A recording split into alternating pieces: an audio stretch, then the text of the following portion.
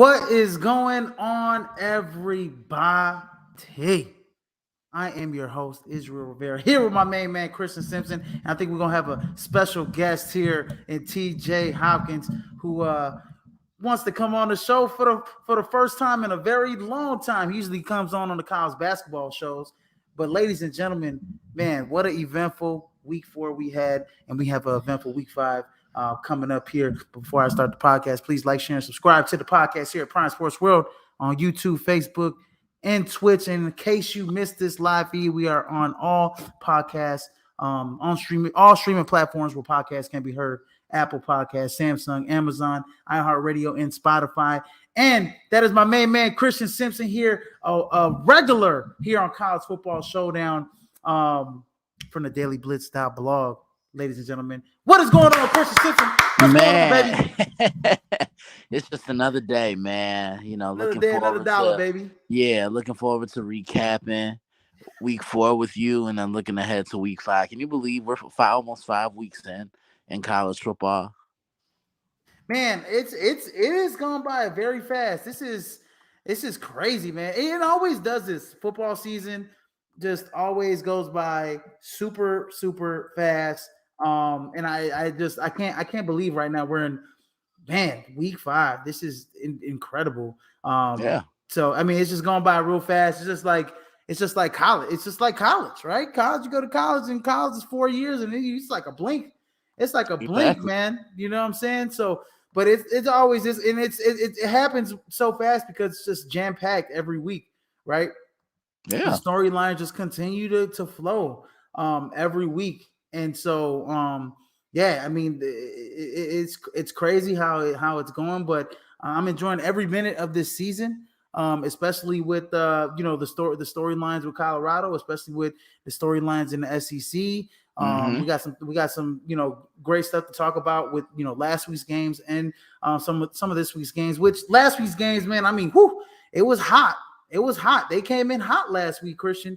This week kind of cool down a little bit with some of the action. I expect week 6 to be even better than week 5, but we're on the precipice here, man. It's almost midway through the season, and man, it's showtime for some of these teams. So absolutely.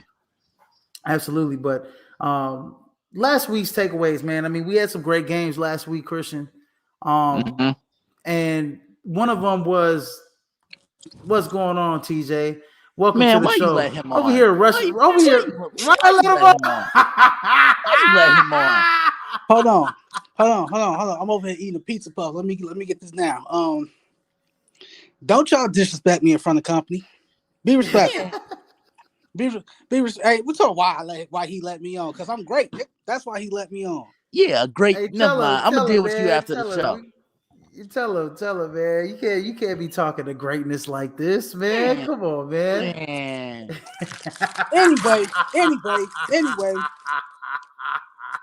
Oh man, I don't know if Matt James is coming on the show, but I'm glad I have TJ Hopkins here, man. He's a regular on Sports World, man. Yeah, he's a regular. Nigga, I'm older than you. I can't take you nowhere. Hey, the shenanigans here on College Football Showdown just continue to go. But anyways, ladies and gentlemen, we had some great games last week. I'm gonna start with the first one. Florida State squeaking past Clemson in overtime, 31-24. I watched that. Yeah, that this game was incredible. Back and forth game. Came down to the field goal kicker missing a chippy. And going down to OT. So what are your takeaways on this game? I'll start with Christian. I mean, Florida State hasn't looked great the last 2 weeks. They struggled against Boston College because they looked ahead to Clemson, and that showed even in the Clemson game. But you knew Clemson was going to get up for this game. It's a rivalry game. It's a team you dominated for the last couple of years, but Florida State was able to squeak by. But Florida State has to tighten some things up, taking better care of the ball. Defensively, they got to be better, and they have to get off the field because, let's be real, they haven't looked as good as they did in week 1 against LSU. I mean, against LSU, they punched LSU in the mouth, and we haven't seen that since then. Yeah, Dabo Sweeney was quoted saying, talking about his team, how they're one or two plays away from being 4-0 and ranked. And if this happened, if this happened, if this happened, and one dude said, excuse my language, and he's like, yeah, and if my aunt had testicles, she'd be my uncle, right? Like, we can play the if game all we want. If was a fifth, we'd all be drunk. Bottom line is, Dabo, you're not. And you got in your way. But to your point, Christian, about Florida State, yeah, they were supposed to lose to Boston College, but Boston College couldn't get out of their own way. 19 penalties. They like 19 penalties. So I know Boston College is kicking themselves, and you get a stop to get the ball back, but face mask, and you allow Florida State to need the clock out. They haven't looked as crisp as they did against LSU, and Keon Coleman is gonna make some NFL team extremely happy. Yeah, we've been talking about him. We've been talking about him all season, man. I Oh, mean, it's like that he's a dude him and is Johnny Wilson are two of the biggest duo wide, probably the best duo in college football. But like Keon Coleman, man, from Michigan State, transfer from Michigan State, man, he's and I know amazing. and I know the one thing they talked about with Florida State and why they kind of look a little sluggish is that shoulder injury that Jordan Travis is dealing with. But at the end of the day, people don't want to hear about that. They don't. I say this all the time. Like, if you out there, they don't care what ailment you got going on because you're out there and you're playing. So that means you're good enough to play. And Jordan Travis is a lot of people's Heisman vote or Heisman candidate. So all in all, I think LSU will be fine. I think the bigger story here is Clemson and like their lack of like playing catch up to this new NIL, this new transfer portal version of football because they haven't been they haven't been able to keep up with their counterparts. And usually it's the coaches that the transfer portal that have a problem with it because they can't get the guys to come to their school anymore like they used to. Remember how those Clemson teams used to be? Mm-hmm. Like, now those guys aren't waiting 2-3 years to play. Like, they're going somewhere they can get paid and play. So Dabo, you either you got to adapt or you die. It's that simple. Yeah, that's it's that simple. I mean, take the words. We've been preaching that all season. Like Dabo, I'm sick of this guy. Like you said, he says, oh, we're a couple plays from being undefeated, and I'm like, your team lost to a Duke team that you probably should have beat, and you probably and they're better than what we expected. Duke is, but you're not a couple plays away from being undefeated. Your team finally this week, finally in the trenches, showed some life. A lot. They're after just being pushed around all season. Letting teams just outmuscle you in the trenches. Kay Klubnik played a hell of a game. I mean, it's probably his best game all season so far, other than the gimme that they had a couple weeks ago. And so, when I look at Clemson, I look at a team that like the dynasty's over. Dabo needs to adapt to the times, and if he can't adapt to the times, I think Clemson is going to look somewhere else. For a head coach to come in and change and to get with the times. And I think they'll have a discussion. This athletic department will have a discussion with Dabo. Say, hey, look, man, look, everything's changed. College football is revolutionized. It's all about money now. These guys are getting paid. And even DJ was getting paid. Trevor Lawrence was getting paid a little bit when they were there. But it wasn't this. It wasn't this. It wasn't multi-million-dollar deals. So, and they have to get with the times. And yeah, Florida State last few weeks, have not been great. In the trenches. 22 rushing yards this week. I expect a little bit more out of this team. When it comes to running the football.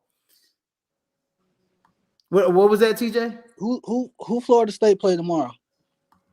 Not sure who they play. I think they might be on a bye here. Not sure who they play tomorrow. Look here. think they play. They're on a bye. They play next week. They Oh, play they on the bye? Yeah, they play Virginia Tech next week, and that's actually good for them, so they can regroup. Jordan Travis can get a little healthier. But yeah, I think Florida State they're still top four. They're still a top 4 team, but I want to see them become. I want to see them be more dominant in some of these games. But I mean that's a good win against Clemson. And in Death Valley. That's a good win for them for that program. I mean, and I expect them to continue out and win the ACC. Moving on to the next week 4 takeaway, and this is probably why TJ really wanted to come on the show. You know it. This is why he really wanted to come on the show. Colorado, yes, Colorado got throttled last week by Oregon, as we all pretty much to the expected. surprise of no one, really. Yeah, which we all pretty much expected. We expected Colorado to lose that game. Now, by that much, I did not expect Colorado to lose by that much. I will say that. Even myself, I was surprised that Colorado lost by, what was it, 42-6? What's that, 36 points? 36 points. 36 points. So, the spread was 21.5. I took 21.5 on my spread, and I was surprised. I was shocked. I said, there's no damn way that Colorado is going to lose by 3 touchdowns to Oregon, especially with the way that they play. They have a chip on their shoulder every week.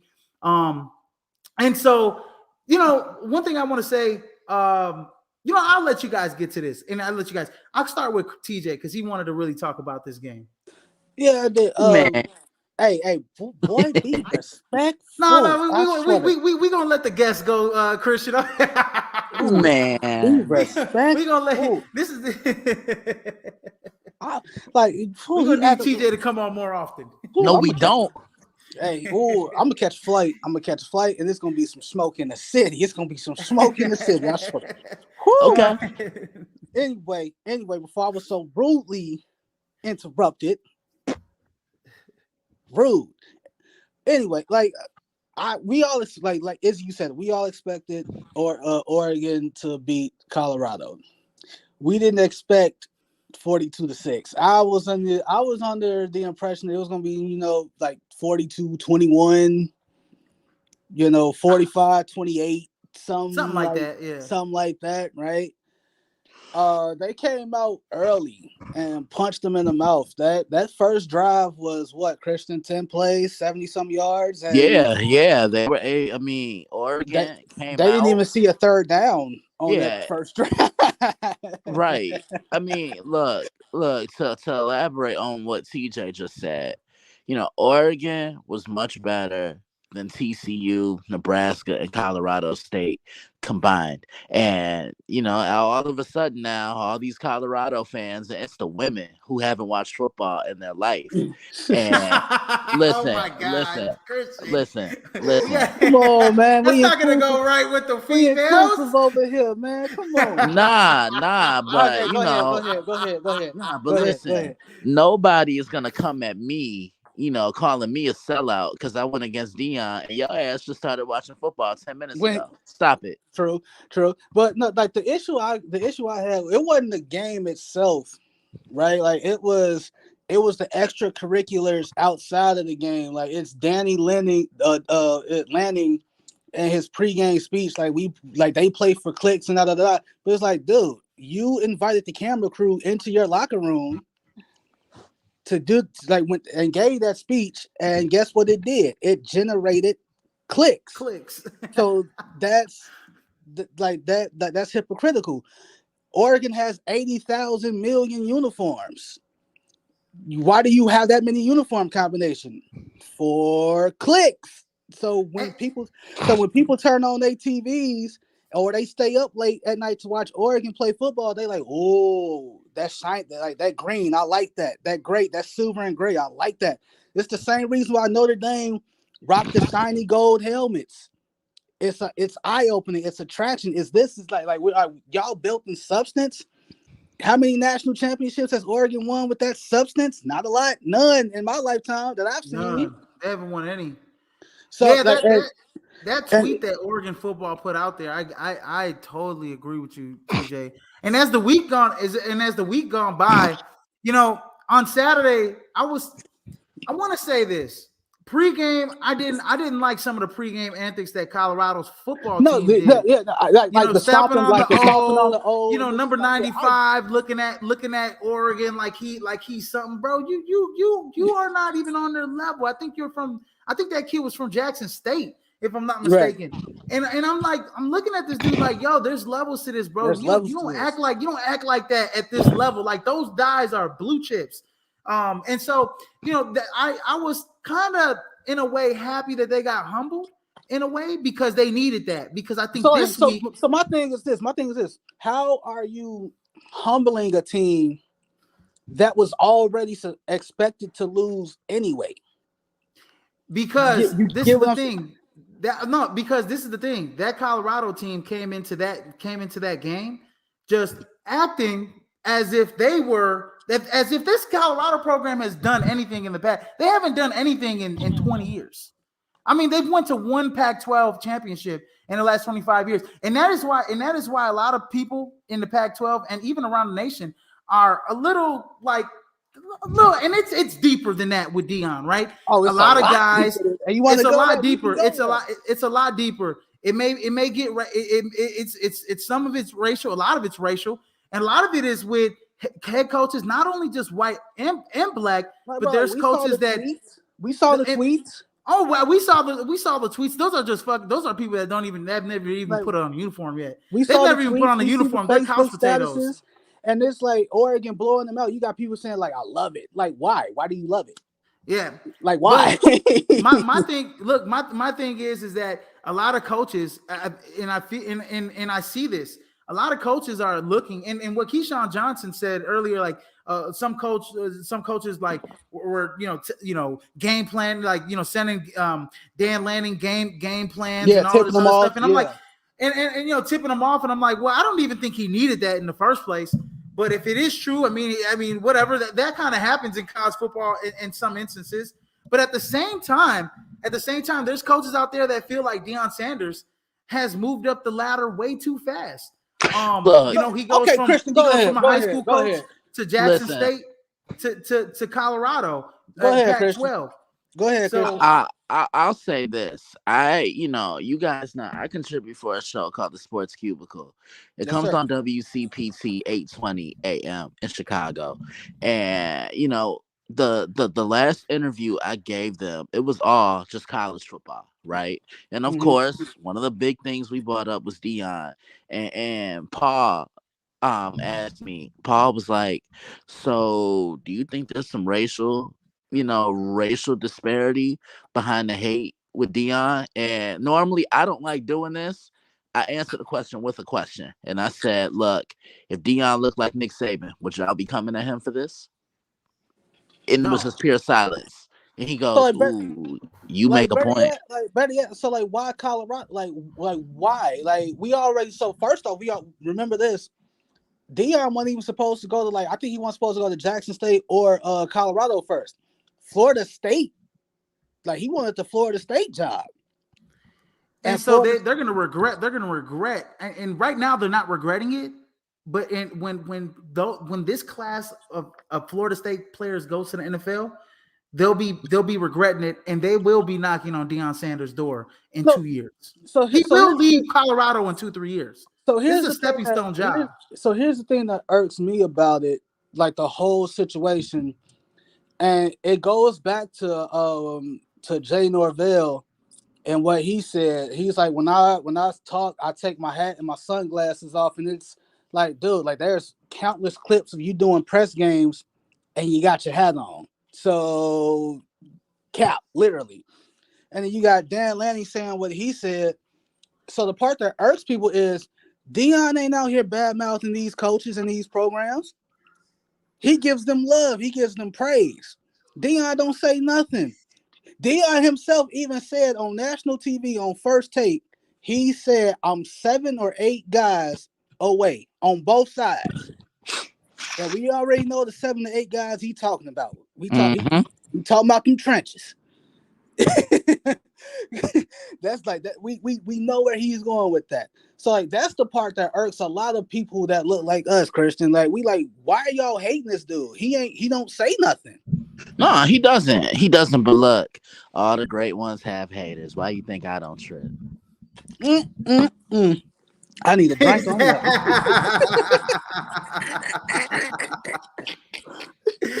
Man, yeah, but I mean, look, I'm a little in a way, just like I know you an anime fan, I love anime. TJ.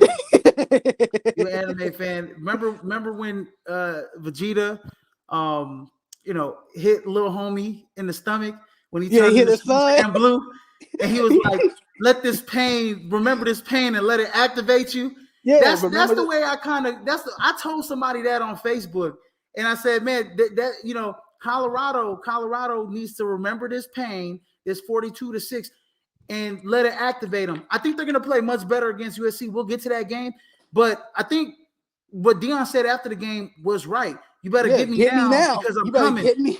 You Because better right get me now, now. the only reason, I'll tell you this right now, the only reason that Colorado was number one in the transfer portal was because of the value and the amount of transfers, not because of the talent of the transfers. It's the value. No other team had nowhere near as many transfers as Colorado did. They literally transformed its football team overnight, keeping only a couple people from that are starters. I think their middle linebackers are starter. I think there's a couple. There's a guy offensive line that starts for them. Right. But literally, their whole team transported overnight, and it's a testament to Deion's recruiting ability. You guys have to realize. I mean, he has like 5-star cornerback. People don't. He has a 5-star cornerback just sitting there on the bench, and Cormani McLean's like, I'm not gonna play this kid because he don't watch tape. He don't take it seriously. He may Yeah. lose this kid after this year. And look, I'm not gonna say I don't blame the kid, but Deion's not playing any games with this program. He's like, because he can't afford to. We're not taking that laziness. We're trying to become what Georgia is. We're trying to become what USC. We're trying to become what Alabama is. We're trying to set these guys up. You miss film in the pros. You're not playing. You're going to be out the Keyshawn and Keyshawn Johnson said this the other day when that clip went viral about, because like they asked him about him. And with the especially with the injury to Travis Hunter, it's like, why aren't you playing this kid? Because because he don't work, he don't prepare. Like it would be malpractice for me to put a true freshman out there unprepared and who don't work. And Keyshawn Johnson was like, yeah, that's literally the game. Like he was like, that was probably the first time in Cormani McLean's life, in his career, that he's been held accountable. He's probably been able to coast by off his talent alone, and they just said, all right, like, he's going places, we just gonna give him an easy pass and we'll go from here. No, you're not only are you in my program, you were the number one DB, 14th recruit overall, and I'm the best. Like, you trying to get to where I was. Like, you trying to get to that league. And there's a reason. And I mean, and look at Travis Hunter. He was the number one player in the nation. Two-way player, number one player. Number one player, just the period in his class. And check this out. You don't think Travis Hunter, the way he's playing, the way he's making plays, especially that interception he did against TCU in the red zone, you don't think Travis Hunter isn't watching film? Travis Hunter's in that film room all day. He, like Deion said, he keeps track. He keeps hours. He keeps logs of you in the film room. So look, he's trying to turn Colorado. There's a reason why Colorado's only been to the Pac-12 championship game in the one time in the last 20 years. They don't even have many winning seasons. He's trying to change this program, turn it around, and he's actually already done that. He's already changed the culture. He's brought in a bevy of NFL type head coaches. He's brought excitement to the program. I mean, you see the celebrities on the Star. That looks like 04, 05, 06 USC out there. Facts. Right? Remember when 04, 05 USC used to have all the superstars in Tinseltown being on that sideline? They're going out to Boulder now.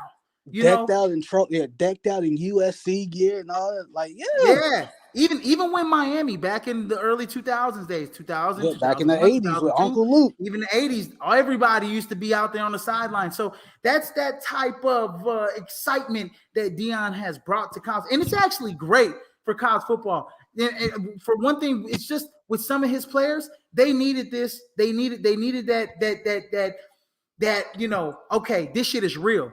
Yeah. We can't be going out there. We can't be going out here underestimating. We can't be going out there thinking that we're gonna be able to beat Oregon without being on our best, playing our best. You know what I mean? Because that game against Oregon, I mean, Oregon came out like a shark smelling blood in the water, and Colorado didn't do anything to make them smell the blood. What it was that first drive. Once they realized this first drive was like, oh, this is a breeze. Oh, we could just march down the field on these guys like this. That's what happened. When that first drive was a kicker. Now, if this next game, we'll get to it. If this next game, Caleb Williams can't go down the field easily like you had, like Bo Nix and them did first drive, I think it's going to be a much closer game. And USC, what are they notorious for? A lot of people want to say that they're the best offense in football, yada yada yada. And we'll get to it. I mean, they lost to Tulane. They lost to Utah in the Pac-12 championship game. It's the same team. They lost to Tulane in the Cotton Bowl last year. So this USC team can be prone to lose, especially now that they're coming back home playing in Colorado. I like that they lost. Every team needs to lose. And we'll get to a team that lost. And every team needs to lose to take it to another level. And I'm sure Deion is telling his team, look, you want to be at that level? You want to be at that level where Oregon's at? Well, this is what we're going to have to do. Because he asked him, they get their ass kicked. They walked into the locker room. He's all like, all right, got your ass kicked. Now, how are you going to respond? Right. How are you going to respond? Now, get to these sorry. No, don't do that. Don't do that. All right, my bad. Yeah, you heard me right now. Don't do that. Don't do that. It took me a week to get out the hole here. It's going to take me a long time to talk about this. But yes, Notre Dame dropped a nail biter to Ohio State's 17-14. And ladies and gentlemen, I'll tell you, as the Notre Dame fan on the panel here, I think this was the only time. I mean, this is the only time I thought that we can beat Ohio State in my lifetime, the best time. I don't know. There might be a future time. But we had the defense. We had the running back. We had the physical offensive line. We had the quarterback, perfect quarterback for the system. And we literally had the game in our hands. And we let it slip away. And we haven't beat them since 1936. God damn. Oh, damn. That I said that out loud. My bad. 1936. So what do you guys? Let's go ahead. What are your guys' thoughts? I got some thoughts. Because you want to know something? One thought I want to say is on that last play of the drive. I've never said this, but damn, why the hell didn't the damn refs call 10 men on the field, man? Well, that would have been a redo play, even though it would have been half the distance to the goal, would have been a redo play, and maybe Notre Dame would have stopped them. Maybe but they just let it go. So, hey, what's crazy is so you text the group, said, "Hey, we too big for these boys, we too physical for these boys," and I click over and I'm expecting Notre Dame to be up 10-0, 14-0. Man, it was 3-3. I'm like, what?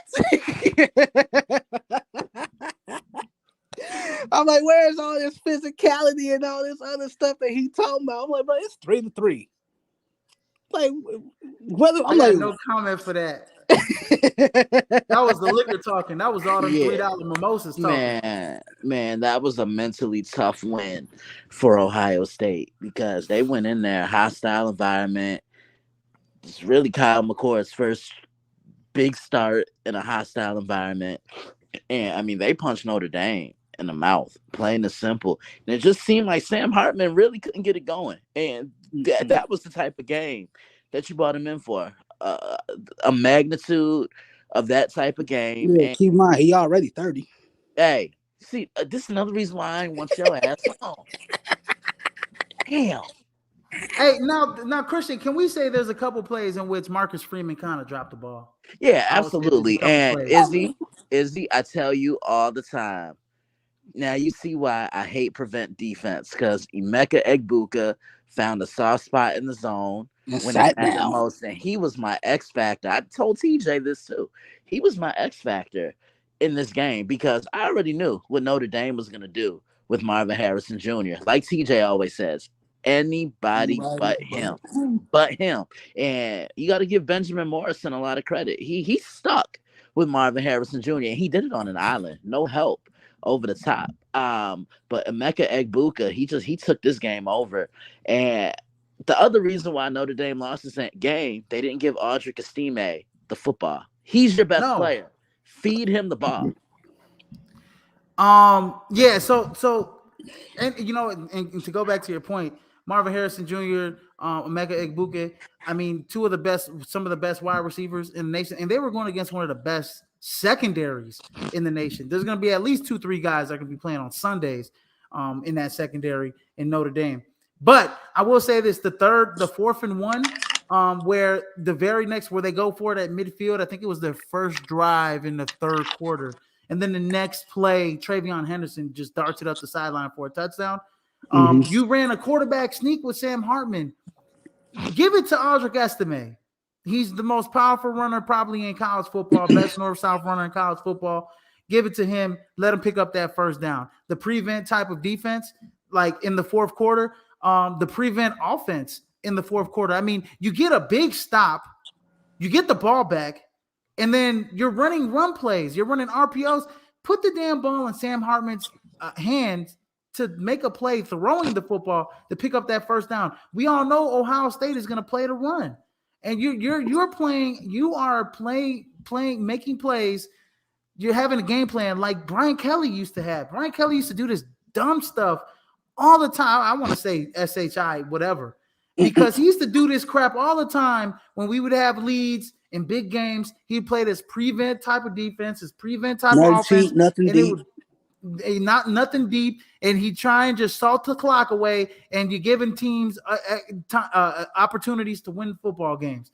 And so I just think Marcus Freeman needs to be a little bit more aggressive in his approach. And I think out of all the one lost teams, Notre Dame's in that bunch, LSU's in that bunch, Alabama's going to be in that bunch. So Bama got 2 losses, don't they? No, they got 1 loss. No, Bama's only got 1. So here's the thing and I think Marcus Freeman is going to fall into this trap that Harbaugh used to fall into, that Brian Kelly used to fall into. In a college football season, if you go 9-3, 10-2, that's a great season. That's great for NC State, but not for Notre Dame and Michigan. Right, that's what I'm saying. So like for Syracuse, for Northwestern, right? Like if you're people got to understand, like, if like there are certain standards that certain schools are held to, no matter how long it's been. Like I legit have not seen, and you can correct me if I'm wrong, I haven't seen Notre Dame in the national title picture since what, 2010? 2012. 2012? Okay. So which was when they had Everett Golson. So like think about that. Like Notre Dame have been in the title picture since 2012, but those are the expectations. Why? Because it's Notre Dame. So like Marcus Freeman is gonna win every year, as long as he's the head coach. Marcus Freeman is gonna win 9 to 11 wins. He's gonna win 9 to 11 games, and it won't be good enough because he'll probably maybe get to the playoff once, maybe twice, and if that comes up short, then hey, like they were legit talking about firing Harbaugh out of Michigan, and Harbaugh was winning 9, 11 games every season, but he was losing to Ohio State, Michigan State, Penn State, and not making the playoff. So it's like, oh, but I have 10 wins. Yeah, but you lost to Ohio State. So who cares? That's only one game that matters down there in Michigan. So like Marcus Freeman could legit be like, Marcus Freeman could legit be like this season, like, hey, I won 10 games, but you lost to Ohio State, and it was a perfect game. We haven't beat them since, what'd you say, 1937? 1936. Okay, subtract the year, 1936. That's Jesus Christ. That's almost 100 years. Coming up. Yeah. That's like, man. That's about 80-something years there. 87 years. Yeah, give or take. I mean, and Lou Holtz, bless your heart, Lou Holtz. Like, bless your heart. But yeah. I didn't, you know what? I didn't see a slide. Ryan Day was excited because of what he saw from the grit from his team, especially, being stopped and then getting the stop and then coming back and winning on the last play of the game. I think he was very excited how his team fought. Every coach would be like that. Some people are taking that out of context where what he said about Lou Holtz. I mean, that's just him being, a head ball coach, sticking up for his team. I didn't see a problem with it, but a lot of players, Brady Quinn saw a problem with it. Him saying, shame on Lou Holtz or whatever the case is. I don't know per se exactly what he say verbatim, Well, but here's the thing, something along those lines. So He called out Lou Holtz. We can move on after this. So here's the thing, Brady Quinn. Ryan Day ain't tell Marcus Freeman to only put 10 guys out there. Like you, like what am I supposed to do? Like, I recognize the mismatch. I recognize the advantage. There's literally no one in this gap right here. Just one there. And I would have been if I was Marcus Freeman. We'll go to the next. If I was Marcus Freeman, last thing, I'm counting the players, and I'm like, oh shit, since I start, I'm sending a player outside on the field, like right away. Run on the field. They're gonna throw the flag. You're gonna give yourself time because you're outmanned. Literally, you're outmanned. And there's, and Ryan Day's like, oh yeah, we saw that they didn't have X amount of players on that side. They had all the players on this side, on the right side. They had no players on the left side. Well, no, because they had only 10 players on the freaking field, my man. So, anyways, man, tough loss for Notre Dame. And just back to business. Got to get back to business. They go against Duke this week. Looking at the top 25, man.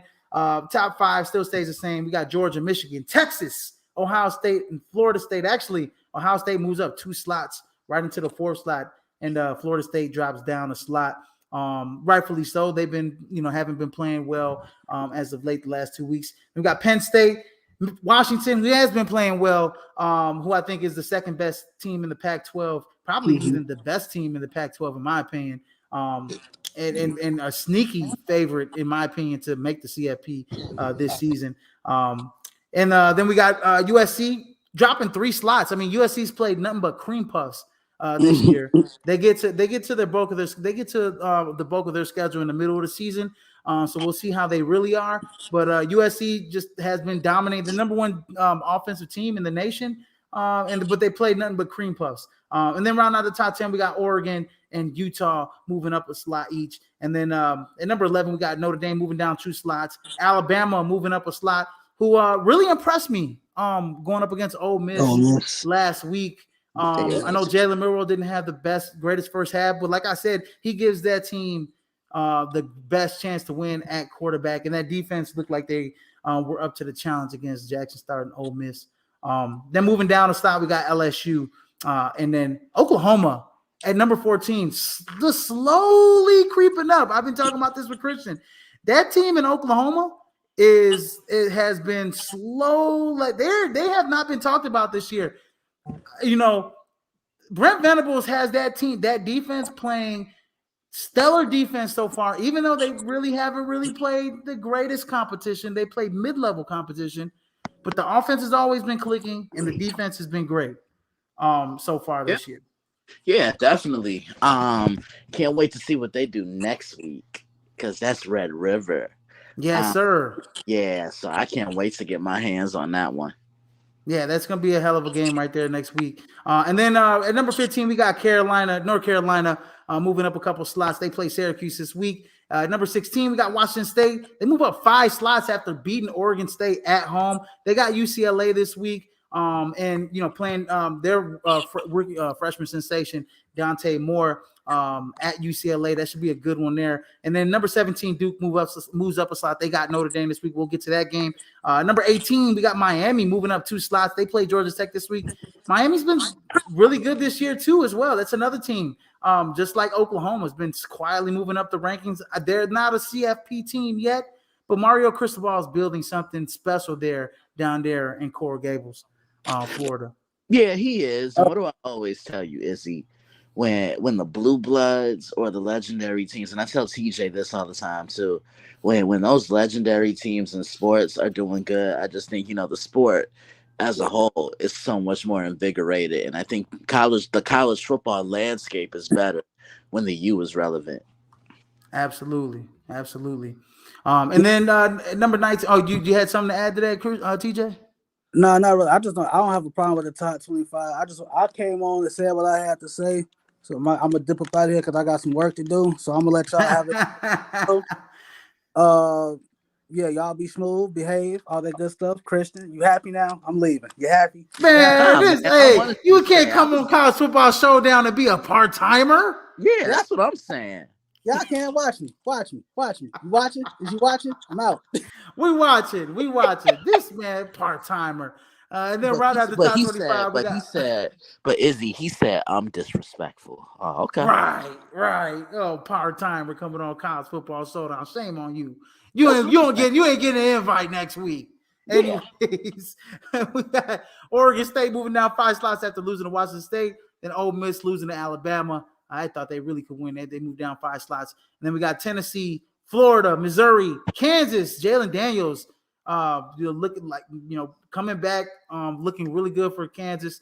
They have a big game this week as well. And then coming into the top 25, Fresno State played really good football this year. So that's your top 25 for week 5. And then we have our week 5 games to watch, Christian. Starting with the first one, we have number 11 Notre Dame going into Duke, number 17 Duke. How do you see this one playing out? Izzy, you know what's coming, baby. Izzy. I I need got to it. Here we go, baby. shameless Shameless plug plug number number 1. one, baby. Nah, I mean, look, there's a few things I'm looking at. One, Notre Dame is so dominant against the ACC, and they have been since 2017. I think they have a record of 41-7 over the ACC in that span. And look, I just want to see one, how Notre Dame bounces back mentally because that was a tough loss for them. Mm-hmm. Two, Audric Estime. He was my X factor against Notre Dame last week, and he's my X factor tomorrow night because Duke has some holes in that running defense. Feed your best player the football. He leads the country in rushing yards. He's 4th in yards per carry. Why wouldn't you feed him the ball? And what does running the football do, Izzy? It opens up those passing lanes, Yes, and sir. it'll allow Sam Hartman to do what? Take a shot down the field. But look, I gotta say this about Duke. What's Duke normally known as? A basketball school, but Mm-hmm. this football program has really elevated to new heights under Mike Elko, and I'm Yep. really looking forward to seeing Riley Leonard play. Six Yeah. foot four, mobile Mm-hmm. guy, can beat defenses with his feet, can beat defenses with his arm. But the kid I'm watching in this game, look out for him tomorrow night. Look out for a safety named Jalen Stinson. He's not big. He's about 5'8", 177 pounds, and he's physical. And when you think of ACC football, it's a finesse league. But Duke has really changed the the the stereotype of that. They want to add some physicality to this conference. I preview it tomorrow. Be on the lookout for it. Be on the lookout for that. And you could catch that article by Christian on the dailyblitz.blog, which is in the comment section. So don't miss that good stuff from Christian in his analysis on Duke and Notre Dame, which Duke has a chance to reach 5-0 for the first time since winning the first 7 games since 1994. And college football, college game day is going to have its first appearance for a football game there. So that is very exciting for the Duke Blue Devils, especially for that campus as their football team is on the rise there under Mike Elko. And the defense, like I said, it's going to be this offense versus this defense. 5 touchdowns in 4 games. That defense has played with physicality for Duke. And hey, look, man, Notre Dame, like I said, I boast about their secondary and their front 7. I think Notre Dame has a good defense, but they're going to be tested with Riley Leonard. This kid is, the second leading rusher for a quarterback this season. He's a clear dual threat, like you said, and I think he's going to give them some issues. I think it's going to be a close game, a tough game for Notre Dame, and I am real curious to see how Notre Dame bounces back after a tough loss at home against Ohio State. Next game we have, this is another big game. Number 24, Kansas, going into Texas to play number 3, Texas. This should be a really good game. I did mention Jalen Daniels from Kansas. We got Quinn Ewers, Heisman Trophy candidate for Colorado. How do you see this one shaking out? This is a trap game for Texas. Absolutely. They can't do what Florida State did a couple of weeks ago against Boston College on the road, looking ahead and overlooking what's in front of you because of that big opponent. I say it all the time, and I know I sound like a broken record player when I say it. Stop overlooking what's in front of you. That quality opponent, they're still going to be on the schedule regardless of what happens in your previous game. And when you overlook an opponent, your opponent, they take offense to it, and then they want to come out and they want to punch you in the mouth. Texas has to start quickly because Kansas is the team that could get into a shootout. And I like what Lance Leopold is building out there in Lawrence. But man, Texas is just too doggone good right now, Izzy. I mean, it's safe to say they're back. And remember, they were my pick to win the Big 12. I like Texas in this one. This is the tune-up before the Red River Showdown next week. Yeah, absolutely. I do agree with you. I like Texas in this one as well. There's just going to be too much. I mean, this Texas team could really get at it. I think this whole team has, they have 13 sacks on the year, which is pretty damn good for front seven for the first, 4 games of the season as a whole. Jalen Daniels is going to be a test for Texas, right? Lance Leopold has really elevated the program since really beating them in 2021, 2 years ago.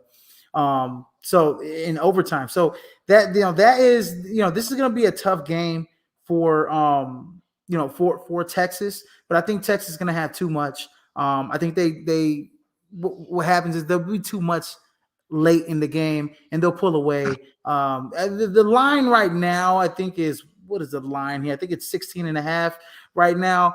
Yeah, I could see Texas winning by 10 or more points in this game to pull away. But I think it's going to be a close, grinded out game for the first 3 quarters here. But Texas is going to pull it out down there in Texas Memorial Stadium. DKR, baby. Next game we got on the slate, number 13 LSU going up against number 20 Ole Miss. How do you see this one shaking out? Ole Miss losing a hard, a tough one to Alabama. They look like they played good in the first half, and then Alabama just kind of took over with their talent in the second half. And then LSU has looked really good since losing that first game to Florida State. Yeah, I think LSU keeps it moving, and it's been Jaden Daniels. He's really taking the next step, and he's taking so much better care of the ball, and he's not forcing the football. That's the one thing I think he did against Florida State. LSU wins this one. That was a tough loss for Ole Miss because Alabama adjusted last week. Football is all about who makes those key adjustments at the half before stepping on the field in the second half of the game, and you saw that was Alabama. Yeah, definitely. Alabama came in there, made some second half adjustments. I do agree with you. I think Jaden Daniels has just played at a Heisman candidate level since that loss to Florida State on the season. He's thrown for over 1,200 yards. He looks like even a better passer than he was last year under Brian Kelly. 12 touchdowns, 2 interceptions. He's doing it with his feet as well. Jackson Dart has looked like a good quarterback under Lane Kiffin and Ole Miss. So I think that both of these teams have something to prove. After especially they're battling. Both of these teams are in that realm of who's the best one-loss team, right? This season, Washington or USC is going to have a loss no matter what. Mm-hmm. Alabama already has a loss. Both these two teams have a loss. Notre Dame has a loss. So we're looking at teams that have one loss that are some of the best teams. And I think LSU is trying to prove that they are trying to be the best one-loss team in the nation. I think it starts with this game right here, going into Ole Miss, winning. I think they have to win in convincing fashion to kind of jump back into that top 10 range. Once they get in the top 10, anything goes for them because there's a lot of football left to play in the season. Give me LSU to win this game in Ole Miss as well. And then we got our game of the week. Number 8 USC, Caleb Williams, the Heisman Trophy favorite, going for back-to-back trophies, Heisman trophies, and I think he is going to get that first guy since Archie Griffin, or he's trying to be the first player since Archie Griffin to win back-to-back Heisman titles. Going into Boulder to play Colorado after Colorado losing to Oregon. We talked about this earlier. How do you see this one shaking out? I think I already know what's coming. Yeah, I previewed this one on Tuesday, and You think Oregon was tough? USC is going to be tougher because look, Caleb Williams is the best quarterback in the country, and Colorado's about to get a first hand look at that. So that's number one. Number two, Shiloh Sanders might not play in this game, is he? And that's a big loss for them in the back end. So I'm watching Trevor Woods, and he actually played for Colorado last year and made the cut this year for Prime. But I just want to see how Colorado comes out. And if Colorado can score on at least two of their first three drives, this game's going to be a lot closer than I think a lot of people expect. But all in all, at the end of the day, USC across the board offensively just has way too much. Will Colorado be able to hit on some plays down the field? Yeah, because this USC defense can't really stop anybody. But USC's offense is they have too much firepower, and that's why they're going to win this game in Boulder tomorrow. Yeah, I mean, Colorado's averaging, their defense is allowing 400 and almost 500 yards a game. That has got to be one of the worst defenses in the nation, or in the bottom half of the nation. And Dion knows it. Their strength is offense. But if they can't, provide any type of pocket for Shedeur Sanders, if they can't provide any type of protection, we sure as hell know that they can't run the football. Dylan Edwards he's their leading rusher. He only has 157 yards on the ground this season. You mentioned Shiloh Sanders being out, Travis Hunter being out, Caleb Williams putting up damn near perfect stats. I think he only has one turnover. I think that's a fumble that he lost. He has no interceptions this year to 15 touchdowns. They and between them and Washington, USC and Washington, I think they're the two best teams in the Pac-12. But I think USC is just a little bit more balanced because they got that guy, Marshawn Lloyd, who can really run between the tackles. This kid's a transfer from South Carolina. He can really run the rock. He's a physical runner. That's where I think the difference is going to be when it comes to the physicality in the trenches and being a more balanced team than what Colorado is. Now, like you said, if Colorado can go out there and stop USC, and this is the best offense in the nation, if they can stop USC on half of their drives in the first half, and they can and Colorado can come and score on half of their drives in the first half, or maybe a quarter of their drives and keep it close within 7 points, 10 points at halftime, then I could see this game being a lot closer in the second half. Because one thing about football we all know is that when you go into the half with momentum, I mean, the big mo is a crazy thing. And once you start believing that you can beat a team, that you can hang around with the USCs of the world, then you start believing that you can beat them. Especially when you're hanging around. I think the greatest motivator, Deion Primetime Sanders, man. I mean, I'll tell you this, man. I wanted to mention this earlier, man, because I love Deion even as a player and as a coach. And I take one of his things that he says, and when we talk about flash, but Deion used to say this thing: when you look good, you feel good, you play good. And I use that in the real life because I'm always looking sharp when I go out in business meetings and all this other stuff. And I think that they have to feel good to be able to play good. I think Colorado should be able to do that, but I think it's going to be too much for them. I think they lose by a couple touchdowns here. Yeah, I could see it. Yeah. And then my upset of the week, I got Kentucky losing to Florida. I mean, Kentucky beating number 22 Florida. I like that game as an upset of the week. And I also like Kansas to maybe possibly be in contention to upset Texas. I'm on the backside, even though I picked Texas to win, but I like Kansas. If I was going to pick a second team to possibly pull off an upset against a high-ranked opponent, it would be Kansas, especially if they keep it close going into the later stages of the game, ladies and gentlemen. So watch out for those upsets this week. And then our Heisman rankings, our last segment of the show. Caleb Williams, number one. Like I said, he's going for back-to-back Heismans. He looks, flawless out there. He's ready for the pros. Number two, we got Michael Penix Jr. from Washington. And number three, Bo Nix moves up from being a dark horse to moving up to number three after that performance against Colorado. I mean, he looked like he was in control. 276 yards, 4 total touchdowns. He's had over 1,100 yards on the season, to 11 touchdowns and 2 interceptions, 1 rushing touchdown. Bo Nix is looking every bit of a Heisman Trophy candidate. And then number 4, we got Jordan Travis. 289 yards, came out that second half against Clemson, really showed out. He's got 10 touchdowns and 1 interception, 2 rushing touchdowns so far this year, completing 61% of his passes. And then number 5, Sam Hartman moves down from number 4 to number 5, swaps places out with Jordan Travis. He's got over 1,200 yards, 16 total touchdowns. I mean, he's playing out. He played really well against Ohio State, in my opinion. 175 yards, completed 68% of his passes, 1 touchdown. I would have liked, for Marcus Freeman to be a little bit more aggressive with him in the passing game, but that's neither here or there. He's still one of the best quarterbacks in the nation. And then my dark horses, I got Quinn Ewers, Shador Sanders, and rounding out my dark horses, I got Kyle McCord coming into the show. Knocked out J.J. McCarthy. A lot of people have him as a dark horse or in the top 8 or top 10. I think Kyle McCord, we need to start talking about Kyle McCord being in that realm. I think he's only got 8 touchdowns and 1 interception.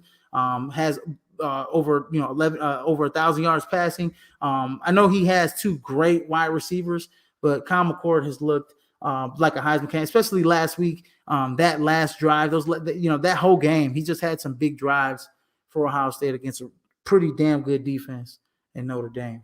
Yeah, he definitely did. He really showed a lot of his mental toughness the other day. I mean, that's a tough win on the road, so I can understand why Ryan Day was so pumped up after that game. I mean, he saw his men really go to war for him. Absolutely. And yeah, man, that's been a wrap for College Football Showdown tonight. Everybody, please like, share, and subscribe to the podcast. I want to thank TJ for coming on the show, being a part-timer.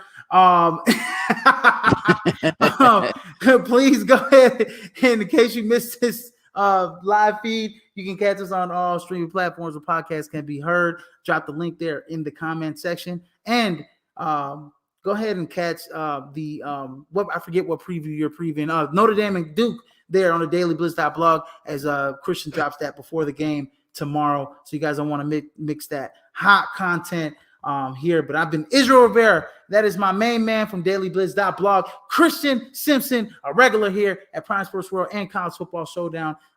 So go ahead and show him love and go ahead and check out the dailyblitz.blog, ladies and gentlemen, as Prime Sports World brings the heat 24/7, keeping you locked in every single week.